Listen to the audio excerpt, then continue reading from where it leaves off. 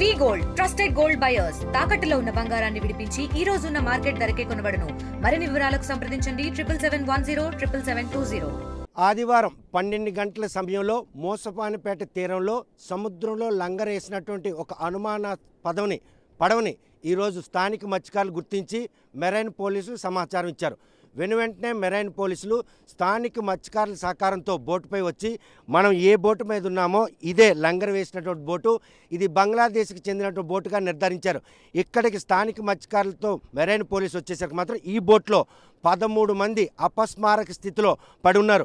బంగ్లాదేశ్ నుండి చేపల వేటకై వచ్చి ఏదైతే ఇంజిన్ మొరాయించడంతో దారి తప్పి కొన ప్రాణాలతో ఉన్న వారంతా కూడా శ్రీకాకుళం జిల్లా ఇచ్చెర్ల మండలం ఏదైతే మోసవానిపేట తీరంలో లంగర్ వేయబడింది.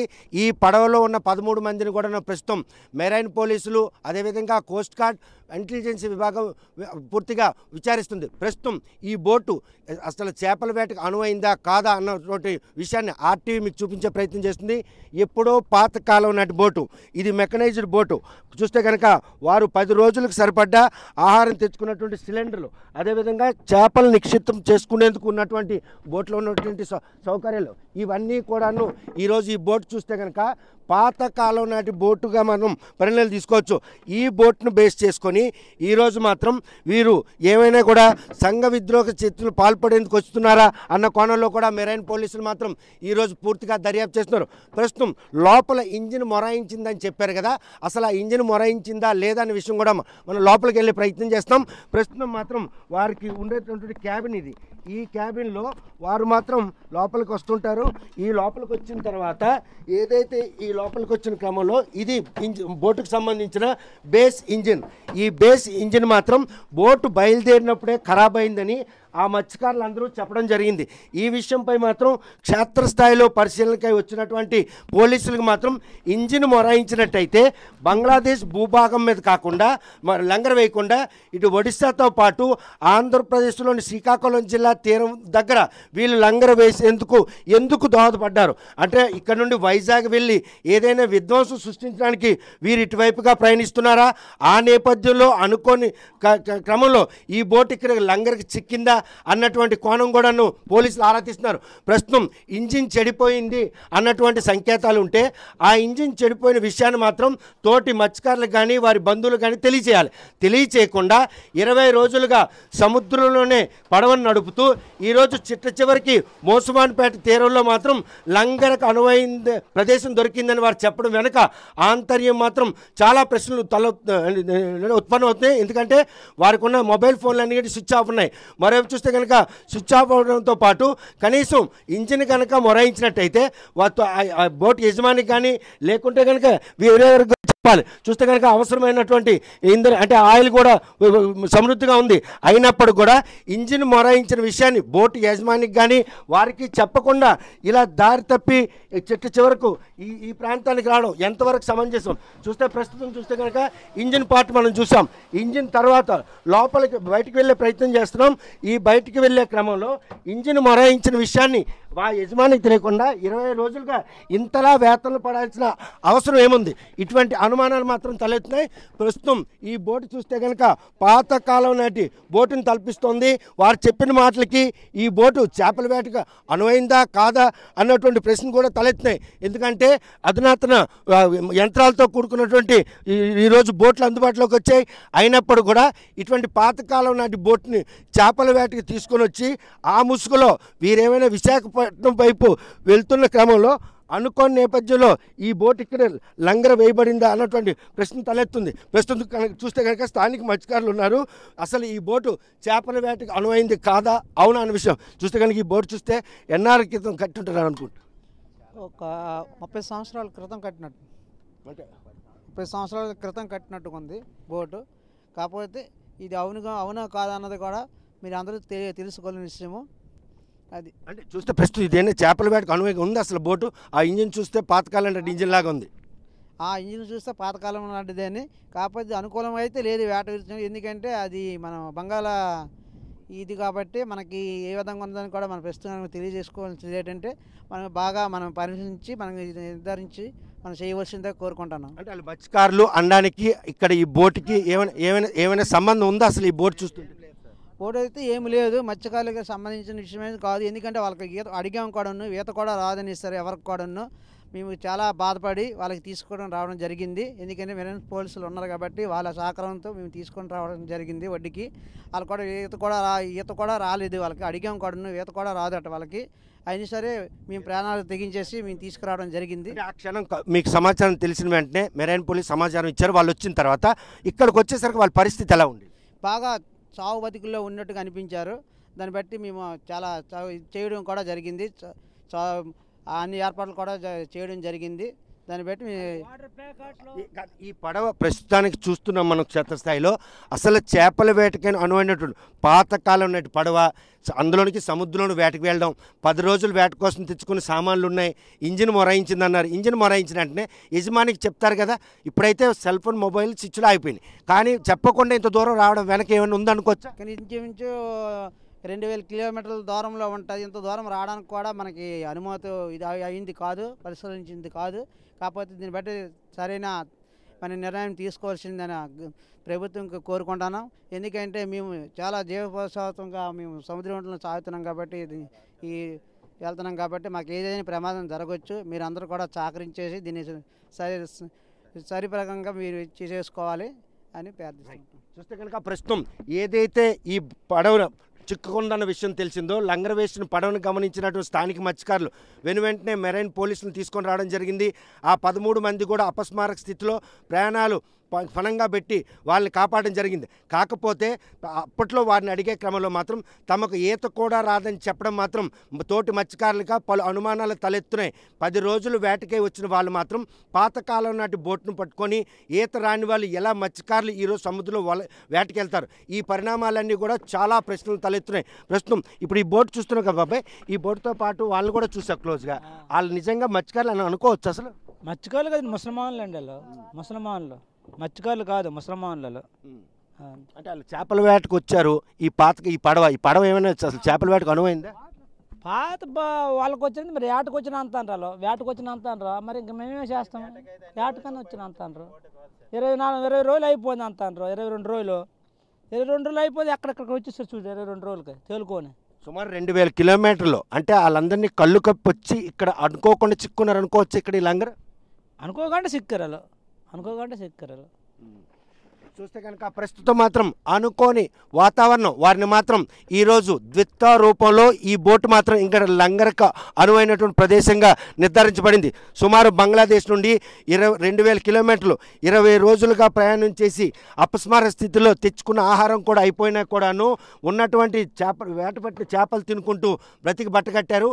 ఎట్టకేలకి ఈ బోటు మాత్రం ఇక్కడ లంగర వేయడానికి అనువైనటువంటి ప్రదేశం కావడం, ఇది మోసవానిపేట మత్స్యకారులకు అంటపడడం, ఈ విషయాన్ని మెరైన్ పోలీసు సమాచారం వారు వెనువెంటనే వచ్చి ఆ 13 మందిని అయితే రక్షించారు. కానీ వారు నిజంగా మత్స్యకారులా లేకపోతే ఏదైనా భారతదేశంలో విధ్వంసం సృష్టించేందుకు సముద్ర మార్గం వేదికగా ఇన్ని వేల కిలోమీటర్లు దాటుకుంటూ ఇటువైపు వచ్చారా అన్నటువంటి అనుమానాలు తరుతున్నాయి. ప్రస్తుతం మాత్రం అంటే సుదూర ప్రాంతాలకు వేటకెళ్ళినటువంటి మత్స్యకారులు ఉన్నారు. చూస్తే చాలా దూరాలు మీ రాష్ట్రాలు వేటకెళ్ళి ఉంటారు. కానీ ఈ బోట్ చూస్తే కనుక వేటకు అనువైన బోట్ అనిపిస్తుంది అసలు? లేదు సార్, అన్ని రోజులైతే అనుకూలమైన బోటు కాదు. ఇలాంటి బోటు పట్టుకుని కూడా సముద్రంలో ప్రయాణం చేయడం చాలా కష్టంగా ఉంటుంది. కానీ ఈ బోటుకి వేటకైనా అంటున్నారు తప్పించి వేటకైతే అనుకూలంగా లేదు. మాకైతే అనుమానంగా ఉన్నది. ఇన్ని రోజులంటే వేటకు వచ్చిన వాళ్ళు ఎవరైనా సరే 10 రోజులు చేసినాక వచ్చామంటే మినిమం లేదైనా ఒక 20 రోజులు 4 రోజులు ఆహారం పట్టుకొని వస్తాం. ఏమంటే ఏ సిటానికి ఎక్కడ ఉంటామో తెలియదు కాబట్టి ఈ 20 రోజులకు సరిపోయినట్టుగా ఆహారం పట్టుకొని వస్తాం. కానీ వీళ్ళు 20 రోజులు అంటున్నారు తప్పించి అందులో ఆహారం కూడా లేదు, వాళ్ళకి ఆహారం కూడా లేదు. శుద్ధి తప్పే మనుషులు ఉన్నారు, సత్య పొజిషన్లో కూడా ఉన్నారు. అలాంటప్పుడు చూసి మాకు అనుమానం పెట్టి పట్టుకోవడం, పోలీసులు ఫోన్ చేసి తెలియపరిచి మేము ఈలోగా వచ్చి పట్టుకున్నాం. చూస్తే కనుక ఒకవేళ చేపల వేటకి వెళ్ళినప్పుడు ఏదైనా ఇంజిన్ మొరాయిస్తే ఆ యజమానికి కానీ తోటి మత్స్యకారులకు కానీ సమాచారం ఇస్తారు. కానీ ఇలా ప్రయత్నం ఏమి చేయకుండా ఇన్ని వేల కిలోమీటర్లు వచ్చారనుకో. అలా ప్రయత్నం చేసినట్టు ఉంటే వాళ్ళ రాష్ట్రంలో ఉంటారు కదా సార్, మన రాష్ట్రం వరకు రాదు ఆ బోటు. దేశం దాటి వచ్చారు వీళ్ళు. 2 రాష్ట్రాలు, అటు ఒడిశాను దాటేశారు, ఏపీని కూడా దాటి వైజాగ్ దగ్గరలో ఉన్నారు 60 కిలోమీటర్ల దూరం. అంటే వాళ్ళు ఒకవేళ అది కనుక ఇంజనే మొరాయించినట్టయితే బంగ్లాదేశ్ భూభాగం మీదే వాళ్ళు సమాచారం ఇచ్చుకోవాలి. అక్కడే ఇచ్చుకోవాలి కదా. ఎక్కడ తెలుగుపరిచి బోట్లకైనా లేదనుకుంటే ఏ దేనికైనా ఒక తెరసాపలాడిదైనా ఇచ్చినట్టుకుంటే వాళ్ళకి అర్థమైపోద్ది, వేటగా పిసిమలకి అర్థమైపోద్ది. అంటే వీళ్ళు డేంజర్లు ఉన్నారు, బోట్ మిషన్ అయిపోయిందని వాళ్ళకి అర్థమైపోద్ది సార్. మేమైతే వేటలకు వెళ్ళా సరే బోట్ మిషన్ అయిపోయింది అనుకో, ఒక తెరసేప నడితే రెడ్ది కడతాం, అంటే డేంజర్, అంటే వాళ్ళకి ఏ అందుబాటు లేదని తెలియపరుచుకుంటాం. సహాయం చేయండి మేము చిక్కుకున్నామని తెలుగు సాయి పొందడానికి వాళ్ళకి తెలియపరుస్తుంటాం. అలా కాదు, అలా చేసినట్టుకుంటే ఇంతవరకు మన రాష్ట్రం రాపను సార్. అదే అటువంటి ప్రయత్నం ఏమీ చేయకుండా ఈరోజు వస్తున్న క్రమంలో అనుకోకుండా ఇక్కడ లంగర్కి ఈ లంగర్ వేయబడింది అనుకోవచ్చా? అవును సార్, అది కరెక్ట్. కానీ కాకపోతే ఏంటంటే ఇన్ని రోజులు ఆహారం అనేది ముఖ్యం సార్. మన బతికి ఉండాలనుకుంటే ఆహారం ఒక పూట కాకపోయినా ఒక పూట, రోజుకి ఒక పూట అయినా ఉండాలి. అలాంటిది ఏమీ లేదు బోట్లో. చూస్తే కనుక 10 రోజులు చేపల వేటకి వెళ్ళినట్టయితే కనీసం 20 నుండి 30 రోజుల పాటు ఆహారాన్ని మాత్రం బోట్లో మాత్రం నిక్షిప్తం చేసుకుంటారు. కానీ ప్రస్తుతం మాత్రం ఈ బోట్లో క్షేత్రస్థాయిలో పరిశీలిస్తే అటువంటి పరిస్థితులు ఏమీ లేవు. వారు మాత్రం 20 రోజులుగా బంగ్లాదేశ్లో వచ్చామని చెబుతున్నారు. కానీ ఆ మాటలకి ఈ బోట్లో ఉన్నటువంటి ఏ మెటీరియల్ చూసినా కూడా దానికి ఏమాత్రం కూడా సింకే పరిస్థితి లేదు. ప్రస్తుతం మాత్రం ఏదైతే బంగ్లాదేశ్ వచ్చినటువంటి ఈ బోట్ ఉందో బోట్ను క్షేత్రస్థాయిలో కనుక క్షుణ్ణంగా పరిశీలిస్తే మాత్రం ప్రస్తుతం ఈ బోటుపై మాత్రం చేపల వేటకు అనువైంది కాదని ఇతర రాష్ట్రాల్లో పెద్ద పెద్ద పడవల్లో చేపల వేట వెళ్ళినటువంటి మత్స్యకారులు కూడాను అనుమానిస్తున్నారు. వీళ్ళు మాత్రం బంగ్లాదేశ్లో గనక ఈ బోటుకు సంబంధించిన ఇంజిన్ మొరాయించినట్టయితే ఆ ఇంజిన్ మొరాయించిన విషయాన్ని ఆ సముద్రంలో వేట వేస్తున్నటువంటి తోటి మత్స్యకారులకు కానీ లేకపోతే బోటు యజమానికి కానీ తెలియజేయాలి. కానీ అవి ఏవీ చేయకుండా గుట్టు చప్పుడు కాకుండా ఇటు కోస్ట్ గార్డు అదేవిధంగా ఇంటెలిజెన్స్ విభాగాలని అదేవిధంగా మెరైన్ పోలీసులు కళ్ళు కప్పి సుమారు 2000 కిలోమీటర్ల మేర ఇంతవరకు ప్రయాణం చేసి వచ్చి ఇక్కడ చివరికి ఇది లంగర్కి దోహదపడిందంటే వారు మాత్రం ఏదో విధ్వంసం సృష్టించేందుకు మాత్రం భారతదేశంలో విధ్వంసం సృష్టించేందుకే వీరు చేస్తున్న ప్రయాణంలో భాగంగా ఇక్కడ మోసన్పేట తీరంలో వారి పడవ మాత్రం లంగర్కి అంటే దోహదపడని చెప్పుకోవచ్చు. ప్రస్తుతం చూస్తే కనుక అది మోసవాన్పేట గ్రామం. ఆ గ్రామానికి చెందిన మత్స్యకారులు అంటే ఇప్పుడు వేట అనువైన రోజులు కావడంతో చేపల వేటకి వెళ్తున్న క్రమంలో ఈ బోట్ను మాత్రం పసిగట్టారు. వెంటనే మెరైన్ పోలీసులకు సమాచారం కూడా ఇచ్చారు. ఇచ్చిన వెంటనే మెరైన్ పోలీసులు హుటాహుటిన వచ్చి స్థానిక మత్స్యకారుల సహకారంతో ఈ బోటు వద్దకు వచ్చి చూసేసరికి ఆ 13 మంది కూడా అపస్మారక స్థితిలో ఉండడం, వారిని వెంటనే రక్షణ చర్యలు చేపట్టడం, అనంతరం వారికి విచారణ కోసం ఈరోజు మెరైన్ పోలీస్ స్టేషన్ తీసుకెళ్ళడం. ఈ పరిణామాలన్నీ ఒక ఎత్తు అయితే అసలు ఈ బోటు చేపల వేటకు అనువైంది కాదని విషయం మాత్రం పెద్ద పెద్ద బోట్లలో ప్రయాణం చేసినటువంటి వేట సాగించినటువంటి మత్స్యకారులు కూడా నిర్ధారిస్తున్నారు. వారు ఆడిన మాటలకి ఈ బోట్లో ఉన్నటువంటి పరిస్థితి ఏమాత్రం కూడా సింక్ కావట్లేదు. వాళ్ళ ఆహారం అయిపోయింది అనడంలో అవాస్తవం. మరోవైపు ఇంజిన్ కనుక మొరాయించినట్టయితే తోటి మత్స్యకారులకు కానీ వారి భూభాగం మీద ఎందుకు వారికి సమాచారం ఇవ్వలేదని ప్రశ్నిస్తున్నారు. అంటే తమకేమైనా ఆపద వచ్చిందంటే ఒక రెడ్ అంటే క్లాత్ కట్టి తోటి మత్స్యకారులు మాకు సహకరించండి అని కోరుకుంటాం. కానీ వీరు ఆ ప్రయత్నం కూడా చేయలేదు. అందరూ కూడా ముస్లింలు కావడం, అది కూడా అనుమానాస్పదలు. ఈ పడవ చూస్తే కనుక అసలు చేపల వేటకు వల విప్పారా లేదన్నటువంటి పరిస్థితి కూడా. ఇది ఇప్పిన వల అయితే కనుక తడిచి ఉండేది. కానీ ద్విత్వా తుఫాను కారణంగా దారి తప్పి ఇంజిన్ మొరాయించడంతోనే ఇన్ని వేల కిలోమీటర్లు ప్రయాణించి వచ్చామని చెప్తున్నటువంటి వారి మాటల్లో ఏ మేరకు వాస్తవం ఉందన్న విషయాన్ని మాత్రం ఎక్కడ కూడాను సింక్ కావట్లేదు. ఇది పాతకాలం అంటే సుమారు 30-40 ఏళ్ల క్రితం అంటే చేసినటువంటి పడవగా కూడా స్థానిక మత్స్యకారులు చెప్తున్నారు. కానీ ఈ పడవపై ప్రయాణం చేస్తూ చేపల వేట మత్స్యకారుల ముసుగులో ఏదో విధ్వంసం భారతదేశంలో సృష్టించడానికి, దాన్ని వైజాగ్ వేదిక చేసుకోవడానికి వారు చేస్తున్న ప్రయత్నమే ఇక్కడ మోసవానిపేట తీరంలో మత్స్యకారుల కంట వాళ్ళు పడ్డారు. ఎటువంటి విధ్వంసం కాకుండా ఆపగలిగామన్నటువంటి ఆనందం కూడా వాళ్ళు వ్యక్తం చేస్తున్నారు. ప్రస్తుతం బోట్లో చూస్తే కనుక అటువంటి పరిణామాలు ఏవీ లేవు. ఇవేవి కూడా చేపల వేటకు అనువైనటువంటి సామాగ్రి కూడా కాదు. వారి ఇంజిన్ మొరాయించిందన్న విషయంలో అవాస్తవం కనిపిస్తుంది. ఇంజిన్ కనుక మొరాయించినట్టయితే ఎందుకు తోటి మత్స్యకారులకు కానీ ఆ బోటు యజమానికి కానీ సమాచారం ఇవ్వలేదు కూడా ప్రశ్నిస్తున్నారు. ఎందుకంటే తమకు అటువంటి ఆపద వస్తే వెంటనే యజమానికి సమాధానం ఇస్తాం, లేదు అనుకుంటే కనుక తోటి మత్స్యకారులు సహాయం కోరుతాం. కానీ వీరు అటువంటి ప్రయత్నం చేయకపోవడమే. 20 రోజులుగా ప్రయాణం సాగించామని చెప్పిన మాటల్లో ఏ మేరకు వాస్తవం ఉంది? అనుకోని నేపథ్యం ద్విత్వా తుఫాన్ కారణంగా సముద్రం లోపల నుండి వెళ్ళవలసినటువంటి ఈ బోటు ఈరోజు ఆ గాలుల తీవ్రతకు ఒడ్డుకొచ్చి చివరకు ఇక్కడ మాత్రం లంగర్కు మాత్రం దోహదపడింది. ఈ దోహదపడిన క్రమంలో ప్రస్తుతం మాత్రం ఈ పడవని క్షుణ్ణంగా పరిశీలిస్తే ఇంజిన్ మొరాయించిందని వారు చెప్పే మాటల్లో ఎక్కడ కూడా పొంతం లేదు. సుమారు 30-40-50 ఏళ్ళ క్రితం నిర్మించినటువంటి అంటే ఈ బోట్ ఏదైతే ఉందో చేపల వేటకి అయితే అనువైంది కాదు. 10 నుండి 15 రోజుల పాటు చేపల వేట చేయాలంటే లేటెస్ట్ టెక్నాలజీతో కూడుకున్నటువంటి పడవలు ఉంటాయి, మెకనైజ్డ్ పడవలు. ఆ పడవలతోనే లోపల పెద్దవాళ్ళతో చేపలు చేయడానికి. కాకపోతే ఈ చూడండి వలలు చూస్తే అసలు యూజ్ చేశారన్నట్టు ఉందా చూడండి.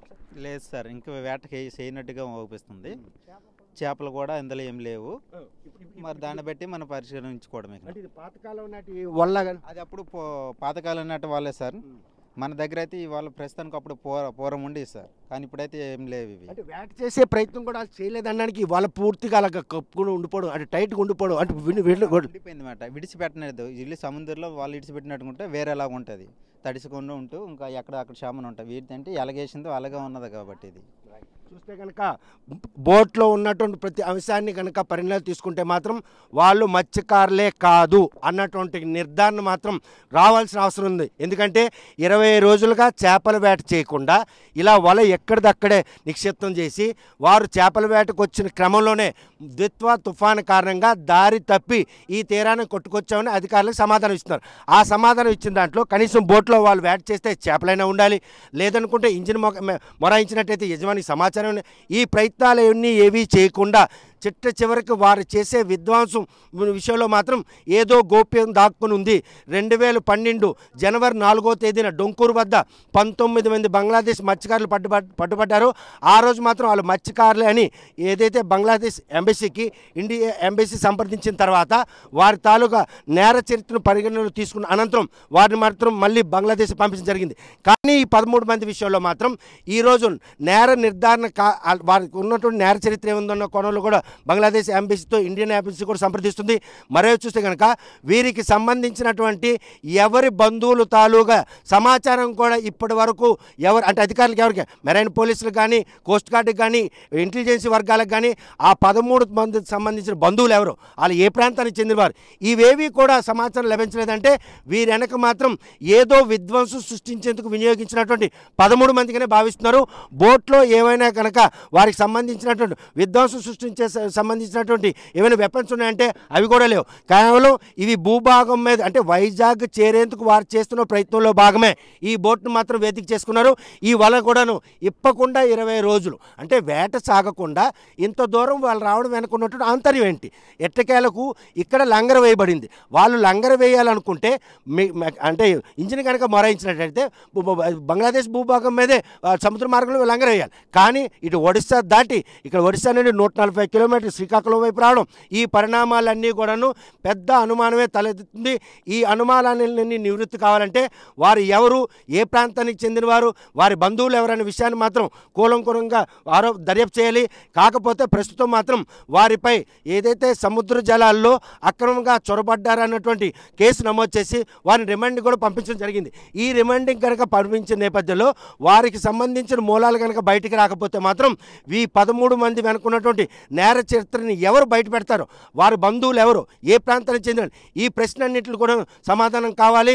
ఇటువంటి అంటే లోపబోయినటువంటి భద్రత, ఎందుకంటే ఒక దేశం భూభాగం నుండి సముద్ర మార్గం నుండి ఇంకో సముద్ర మార్గం వచ్చినప్పుడు మాత్రం అక్కడ కోస్ట్ గార్డ్ పర్యవేక్షణ ఉంటుంది, ఇంటెలిజెన్స్ ఉంటుంది. అదేవిధంగా చూస్తే కనుక మెరైన్ పోలీసులు కూడా గస్తీ కాస్తూ ఉంటారు.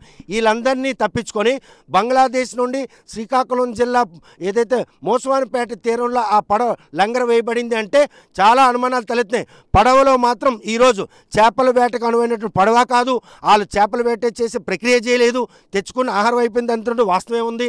ఈ ప్రశ్నలన్నింటికి కూడా సమాధానం చెప్పాలి. ప్రస్తుతం మాత్రం ఆర్టీవీ ఏదైతే బంగ్లాదేశ్ నుండి కొట్టుకొచ్చినటువంటి పడవ ఉందో ఆ పడవపై స్థానిక మత్స్యకారులతో వచ్చి ఈ వాస్తవాలు మాత్రం బాహ్య ప్రపంచానికి చెప్పేందుకు చేసిన ప్రయత్నంలో అంటే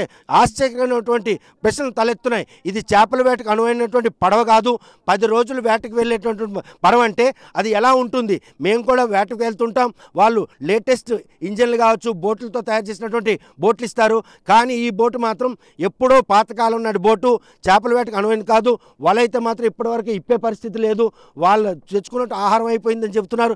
ఈ పరిణామాలన్నీ కూడాను బంగ్లాదేశ్ నుండి మోసపపేట తీరాన్ని కొట్టుకొచ్చినటువంటి ఈ పడవ విషయంలో మాత్రం లోతైన దర్యాప్తు నిర్వహించి ఆ 13 మంది ఎవరన్నీ తెలిస్తే కానీ, లేకపోతే భారతదేశంలో విశాఖపట్నం వేదికగా పెద్ద విధ్వంసం సృష్టించేందుకు వచ్చినటువంటి ముఠాగా కూడాను అనుమానించాల్సిన అవసరం ఉంది. ఎందుకంటే ఈ బోట్లో ఉన్నటువంటి పరిస్థితి అలా మనకు కనిపిస్తుంది. వాళ్ళ మత్స్యకారులు కాదు, ఈత కూడా రాని వాళ్ళు సముద్రంలో అంటే వేటకి వెళ్తారంటే ఎంతవరకు నమ్మశక్తిని కూడా తోటి మత్స్యకారులు ప్రశ్నిస్తున్నారు. ఈ పరిణామాలన్నింటికి కూడాను భారతదేశం అన్ని యంత్రాంగాలు కూడాను ఈరోజు ఆ 13 మందిని కూడాను దర్యాప్తు చేయాలి, వాళ్ళు విచారించాలి, వారి తాలూకులు ఎవరని తెలుసుకోవాలి. ఇండియన్ ఎంబసీతో పాటు బంగ్లాదేశ్ ఎంబసీ కూడాను గూఢంగా దీని తాలూకు మూలాలు ఎవరు అన్న విషయంపై ఆరోపణ దర్యాప్తు చేస్తే తప్ప ఈ 13 మంది ఈ సముద్ర మార్గంలో అపస్మారక స్థితికో ఈ తీరంలో బయటపడడం మాత్రం ఈ ప్రశ్నలన్నింటినీ కూడాను సమాధానం చెప్పాల్సి ఉంది. ప్రస్తుతం వాళ్ళని రిమాండ్కి పంపించిన నేపథ్యంలో వీరి తాలూకు బంధువులు ఆ ప్రాంతం ఎవరిది అన్న విషయాన్ని ఎలా పోలీసులు సేకరిస్తారు. మెరైన్ పోలీసులు, నేవీ కావచ్చు, ఇంటెలిజెన్సీ కావచ్చు, లోకల్ పోలీసు కావచ్చు, వీరందరూ కూడాను ఈ 13 మంది ఆదివారం బయటపడడం, ఈ 13 మందిని విచారించే క్రమంలో మాత్రం విశాఖపట్నం వేదికగా పెద్ద విధ్వంసం సృష్టించేందుకు వారు చేసిన ప్రయత్నమే ఈ సముద్ర మార్గం ఎంచుకున్నారు. ఆ మార్గ మధ్యంలో కనీసం మత్స్యకారుల ముసుగులో మాత్రం చేపల వేటకు అనువైన పడవను వేదికగా చేసుకున్నారు. ఈ పడవ ద్విత్వా తుఫాన్ కారణంగా ఇలా తీరాన్ని కొట్టుకొచ్చిన నేపథ్యంలో ఇక్కడ లంగర్ వేయబడడం, అంటే ఇంజిన్ మొరాయించడం, ఈ పరిణామాలన్నీ ఈరోజు మాత్రం వాళ్ళు పట్టుబడ్డారని చెప్పుకోవచ్చు. మరి ఈ విషయంలో ఇండియన్ ఎంబసీ వీరి విషయంలో పూర్తి స్థాయిలో దర్యాప్తు జరిపితే తప్ప వారు నిజంగా మత్స్యకారులు అవునా కాదా, బంగ్లాదేశ్ చెందిన వారైతే ఏ ప్రాంతానికి చెందిన విషయాన్ని కూడాను సమాచారం తెలియాలి. ప్రస్తుతం మాత్రం ఈ విషయం మాత్రం ఒక చిదంబర రహస్యంగా ఉంది. పూర్తి స్థాయిలో దర్యాప్తు జరిపితే తప్ప ఈ 13 మంది ఉగ్రవాదుల మత్స్యకారుల అనే విషయం మాత్రం తేలాల్సి ఉంది. బంగ్లాదేశ్ నుండి ఆంధ్రప్రదేశ్ శ్రీకాకుళం జిల్లా మోసపేట తీరానికి కొట్టుకొచ్చినట్టు బోట్ నుండి వీడియో జర్నలిస్ట్ రామకృష్ణతో సత్యం, ఆర్టీవీ, శ్రీకాకుళం. చరిత్ర సృష్టించినోడు ఇప్పుడు ఆ చరిత్రని తిరగరాయబోతున్నాడు. అబద్ధాల గోడల్ని బద్దల కొట్టి నిజాలను రాగా మీ ముందుంచబోతున్నాడు. నిజమైన వార్తల కోసం వెంటనే డౌన్లోడ్ చేసుకోండి రా యాప్ని.